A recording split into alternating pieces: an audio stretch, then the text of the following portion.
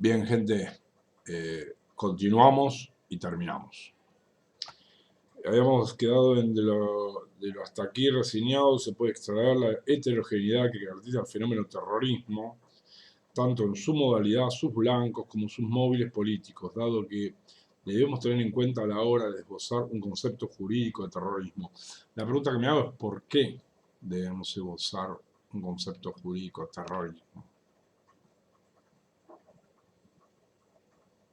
¿Por qué?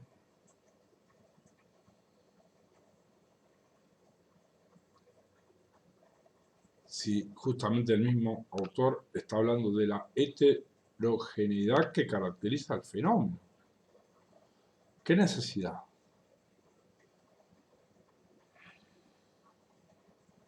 O sea, no ¿qué necesidad de dar una definición? Del concepto de terrorismo. Consideramos que el concepto más acertado de terrorismo es el que emplea la Organización de las Naciones Unidas para repudiar este fenómeno.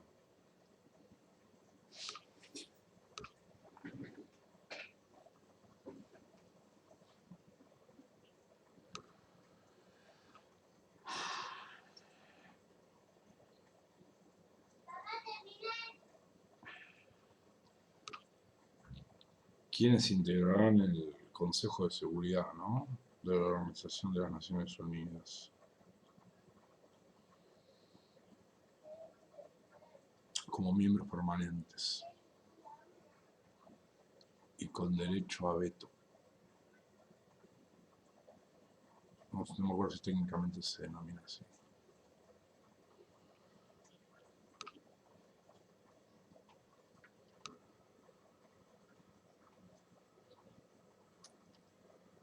Actos criminales con fines políticos. Fines políticos.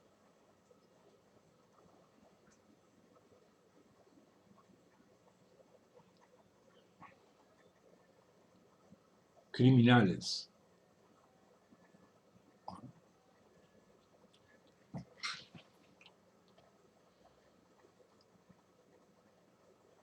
Concebidos o planeados para provocar un estado de terror en la población en general. Un estado de terror en la población, ahora voy mi amor, en general, en un grupo de personas o en personas determinadas.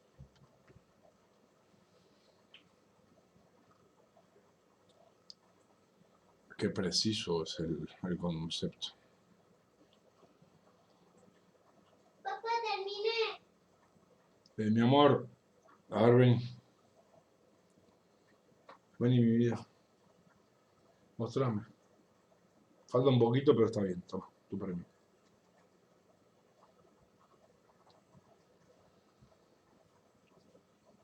Este concepto ofrece ventajas y garantías concretas. ¿Para quién? En primer lugar, al establecer un doble estándar para que un acto delictivo se considere terrorista, el fin político y la provocación de terror como medio para alcanzarlo. Quedan excluidos de la definición los simples delitos políticos.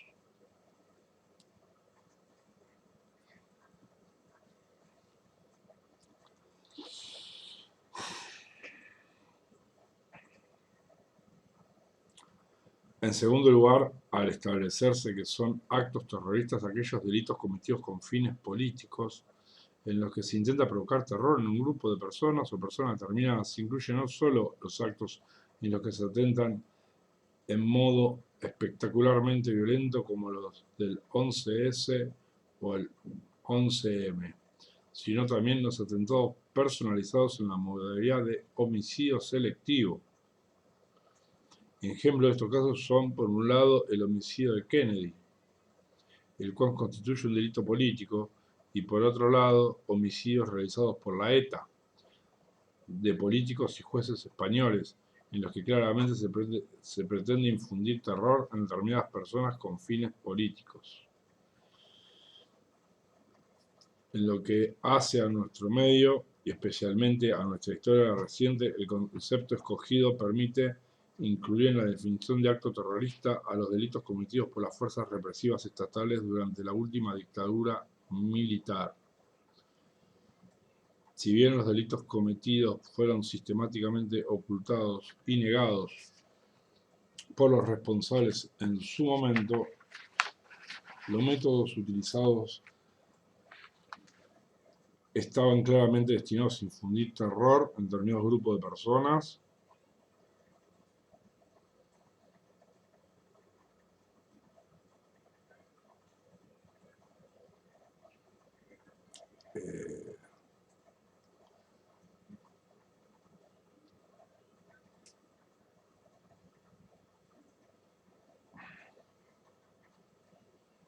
terror en determinados grupos de personas.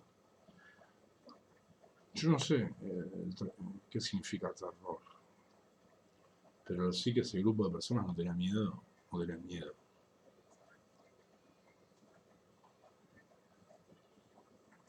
Llegaban su correspondiente cápsula de cianuro, siempre consigo.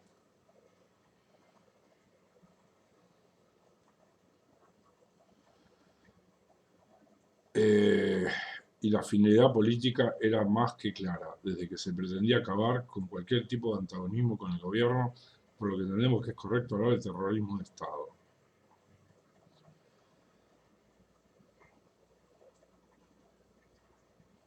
Ojo, de ninguna manera estoy avalando siquiera la crueldad de la última dictadura cívico-militar sufrida por nuestro país.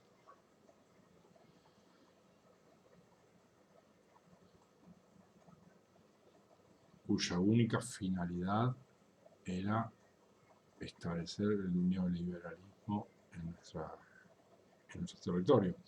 Finalmente resulta necesario hacer una aclaración central. La definición esbozada tiene el fin de poder circunscribir un fenómeno para poder abordar mejor un análisis criminológico, pero de ninguna manera supone un intento ni una propuesta de tipificación penal. Ese es el problema.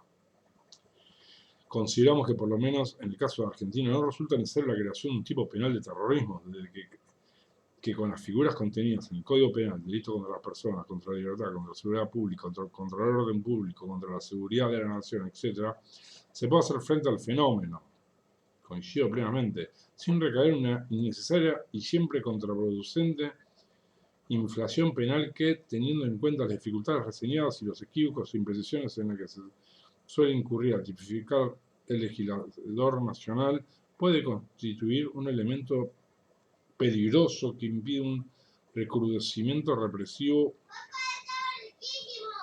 ¿viste? O su utilización, ya lo sabía, o su utilización para perseguir disidentes políticos. Contando ya con un concepto de terrorismo, podemos encarar las teorías que se han esbozado para dar tratamiento al fenómeno. Teorías jurídicas actuales que tratan la cuestión del terrorismo. El derecho penal del enemigo. Esta teoría, impulsada principalmente por el profesor alemán Jürgen Jacobs, plantea un modo de tratar jurídicamente a determinados individuos que, por razones que veremos seguidamente, considera que no deben tener trato de personas. El concepto de persona que utiliza Jacob está dado por el cumplimiento de roles que socialmente esperables de cada uno en determinadas circunstancias. En cada momento de la vida de un sujeto debe comportarse acorde a lo que es esperable del rol que éste esté desempeñando: padre, automovilista, peatón, comerciante, funcionario público, etc. El planteo por parte de la función planteó parte de la función que tiene la pena. En la teoría funcionalista, del autor, la pena cumple la función de negación del delito como contradicción a la vigencia de la norma.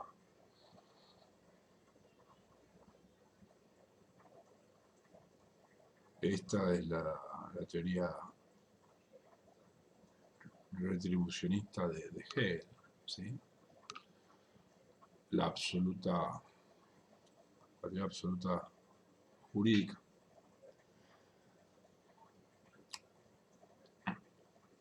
El delito que pone en crisis la vigencia de la norma que se trate como constitutiva de la sociedad. En consecuencia, debe aplicarse una pena como respuesta de la sociedad que reivindica la vigencia de la norma cuya validez se ha contradicho, reafirmando el valor comunicativo de la misma. Pero ello, y también podemos vislumbrar una teoría de la prevención general positiva, ¿sí? De la pena. Pero ello solo desde el punto de vista del significado que tiene la pena, lo cual es complementario de la coacción en sí misma, como pura aflicción individual, que además posee una función aseguradora durante el tiempo que dura el encierro, en los casos de pena privativa de libertad. Si la pena tiene esa función simbólica, se va a aplicar en ese sentido a quien se considere una persona racional que puede, mediante su accionar, desautorizar la vigencia de la norma. Distinto es el caso de quien, por su constitución individual, no recibe el trato de persona para quien la pena va a constituir una mera coacción asegurativa, tanto propio de un individuo peligroso. Antes de abordar el concepto de enemigo, es preciso hacer una breve consideración acerca del pensamiento del autor para una mejor comprensión de la cuestión. Si se pretende que una norma determine la configuración de una sociedad, la conducta conforme a la norma realmente debe ser esperable en lo fundamental, lo que significa que los cálculos de las personas deberían partir de que los demás se comportarán conforme a la norma, al menos en los casos de las normas de cierto peso, que se pueda esperar la fidelidad a la norma, a la norma necesita de cierta corroboración cognitiva para poder convertirse en real. Dicho en otras palabras, no basta que las normas estén escritas, se debe poder comprobar en la realidad su cumplimiento generalizado por parte de la mayoría de la sociedad para transformarse en una herramienta configuradora del sistema. El ejemplo que provee el autor es claro para comprender el punto. Si debo contar seriamente con una posibilidad de ser lesionado, víctima de un robo o quizás incluso un homicidio en un determinado parque, la certeza de estar en todo caso en mi derecho no me conduciría a entrar en ese parque sin necesidad. La diferencia entre persona e individuo en el marco de esta teoría, la diferencia entre ciudadano y enemigo. Bastardada, señor Jacobs, según sea esperable que la gente se comporte normalmente en su vida conforme a derecho, o por el contrario, si se ha apartado probablemente de manera duradera, al menos de modo decidido del derecho. De esta manera, quien se haya apartado de modo duradero y decidida del derecho, no ofrece garantía cognitiva para obtener el trato de persona. Quien por su configuración personal, que en el caso puede ser la pertenencia a una organización terrorista, no ofrece la garantía cognitiva de comportarse conforme a derecho, será tratado como un individuo peligroso, como un individuo. Atento a esto. La mera pertenencia a una organización terrorista, etiquetada como terrorista, la mera pertenencia a una organización será tratado como un individuo peligroso.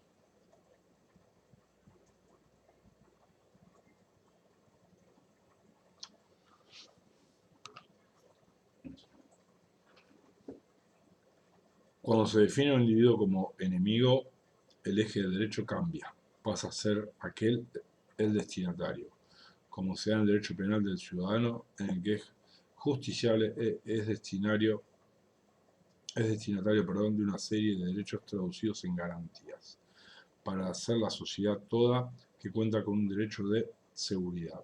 En estos términos, como quedará dicho, la pena que se va a aplicar es mera coacción aseguradora de aquella seguridad del resto de la sociedad.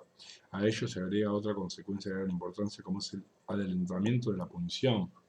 Claro,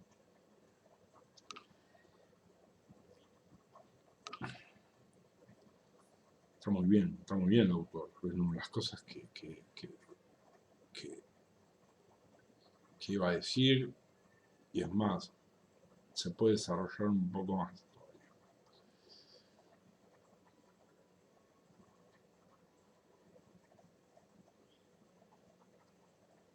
O sea, ya pasamos a por lo menos castigar actos preparatorios, que por definición no son punibles. Por lo menos, ¿eh?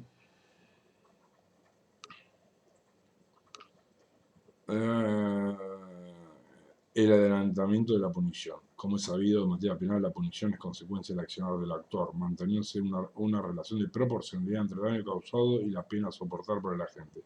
La tentativa de un delito siempre se castiga con una pena menor que el delito consumado, desde que el bien jurídico ha estado únicamente en peligro, pero no ha sido lesionado, por lo menos en su totalidad. Este principio cede cuando se trata del juzgamiento de un enemigo. Este principio cede cuando se trata de un juzgamiento del enemigo. Acá fue muy prudente el autor.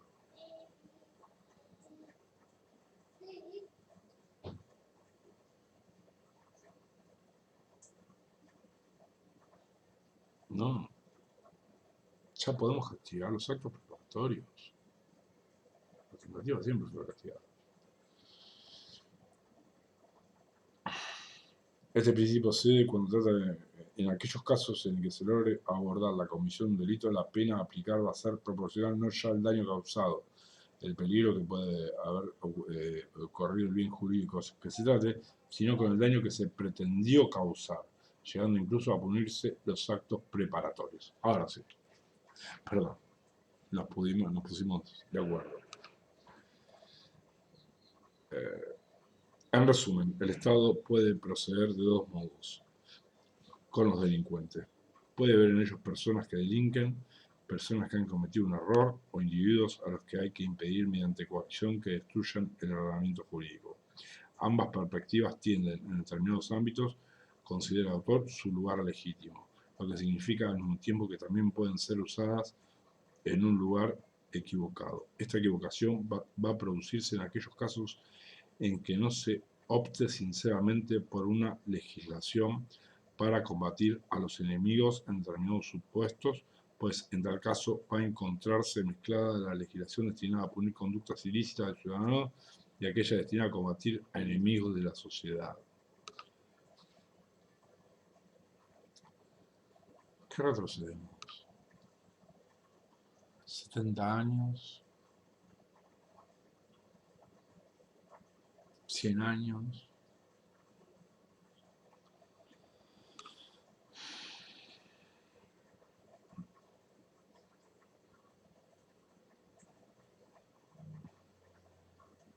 ¿Realmente Jacobs cree que inventó algo?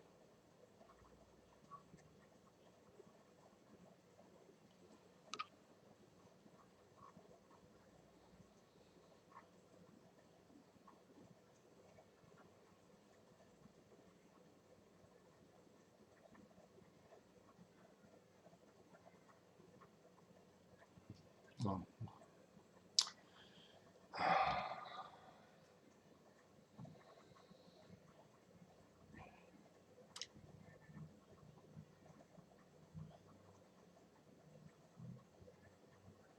Esta equivocación va a producirse en aquellos casos en que no se opte sinceramente por una legislación para combatir a los enemigos en determinados supuestos, pues en tal caso va a encontrarse mezclada la legislación destinada a punir conductas ilícitas de ciudadanos, aquella destinada a combatir a enemigos de la sociedad. Enemigos de la sociedad. ¿Esto es nuevo?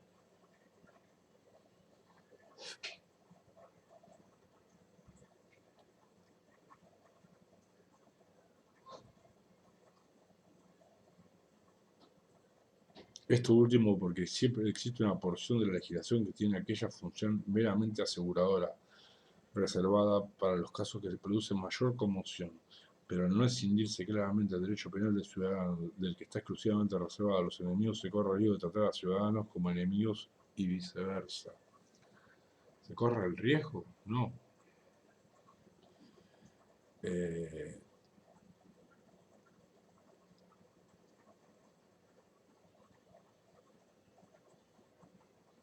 se trata a ciudadanos como enemigos. Quien no presta una seguridad cognitiva suficiente de un comportamiento personal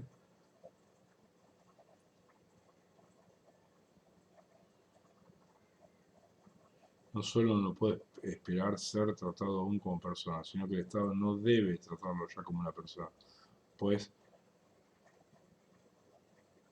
que de lo contrario vulneraría el derecho a la seguridad de las demás personas. Quien no presta una seguridad cognitiva suficiente. Seguridad cognitiva suficiente.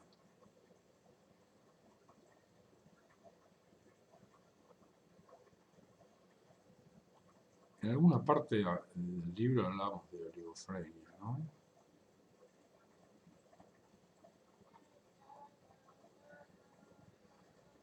El derecho penal de tercera velocidad.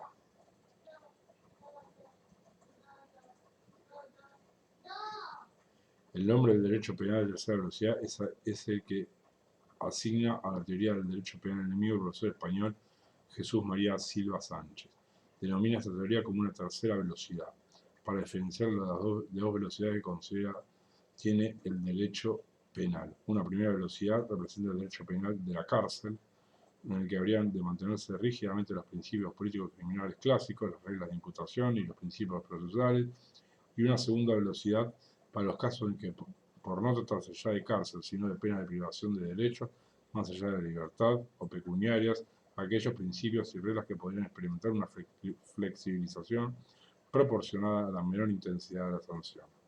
La tercera velocidad, en cambio, se caracteriza por la concurrencia del derecho penal de la cárcel con una amplia relativización de las garantías políticas criminales, regladas de imputación y criterios personales. Asumiendo que de hecho en algunos casos ya se aplica el derecho penal de tercera velocidad, el autor habla de delitos económicos y señalando que en estos casos debería reducirse a la primera o segunda velocidad.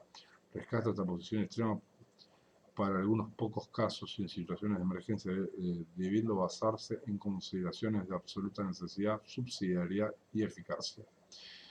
En esta aceptación limitada, Silva Sánchez se hace cargo de que en la actualidad los estados de emergencia tienden a hacerse permanentes, por lo que de no tener un control estricto y permanente, la legislación destinada a combatir enemigos irá asumiendo cada vez más preponderancia, fagocitando el derecho penal del ciudadano, lo cual significa la preeminencia del no derecho por sobre el derecho. Fin.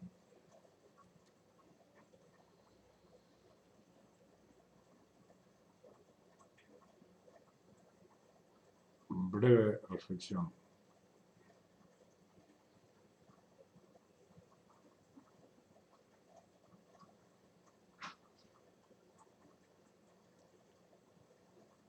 Y vamos tal vez a un caso extremo. Los terroristas que se inmolan.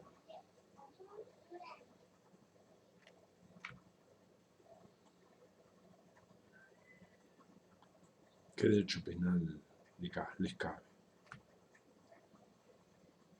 ¿Sí?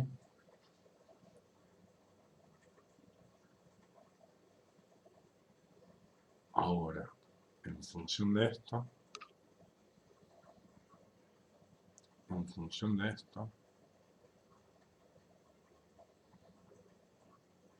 ¿sí? Retrocedemos a la responsabilidad objetiva,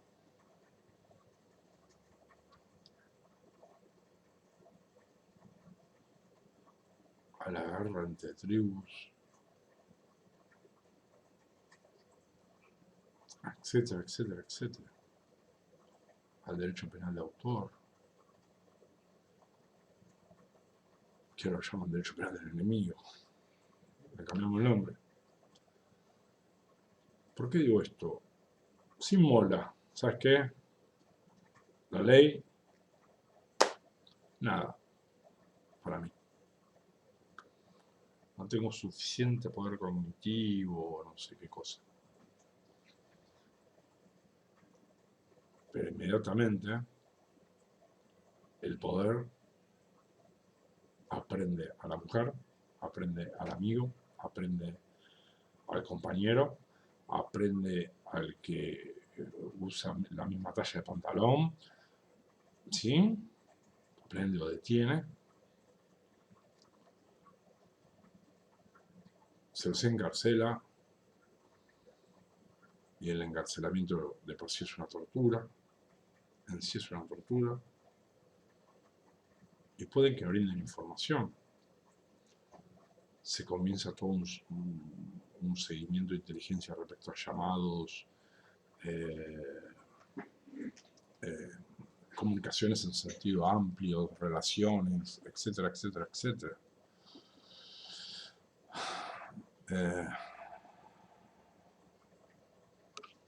Y todos adentro por las dudas. Y alguno va a hablar o no, no sabemos.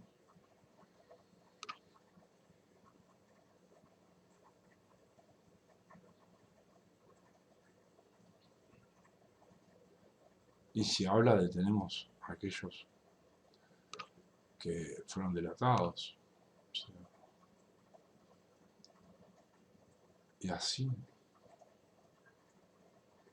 ¿en qué termina? Una estigmatización.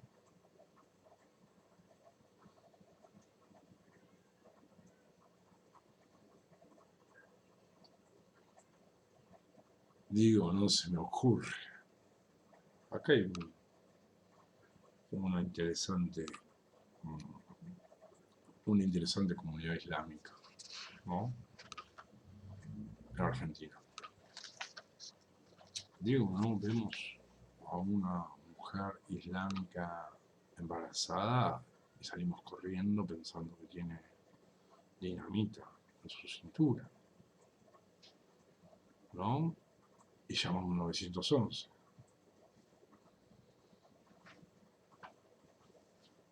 Digo, no. De nuevo, este libro está buenísimo porque es una invitación a reflexionar y a pensar. Y como siempre digo, lo que puede determinar que luego de pensar y reflexionar, pero amar tú. Bueno. Reafirmemos nuestras ideas antes de leer el libro, modifiquemos algunas o realicemos un giro copernicano respecto a lo que pensábamos. ¿Sí? Copernicano.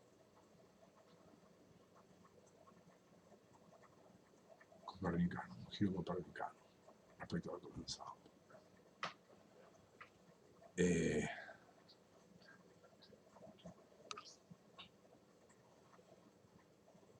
Ese prejuicio, preconcepto de lavaje de cerebro. No. Pensar, reflexionar y reafirmar las ideas que teníamos, modificar alguna de ellas o modificar todas en forma radical. Y recuerden lo que decía el viejo Bielsa: no hay que estudiar 9 horas y pensar una. Hay que estudiar Papá, ¿te una puedo hora. decir algo? Sí, mi amor. Espera que termine. Bueno.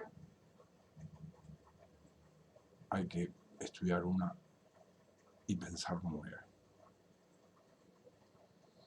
Y esta hora es una invitación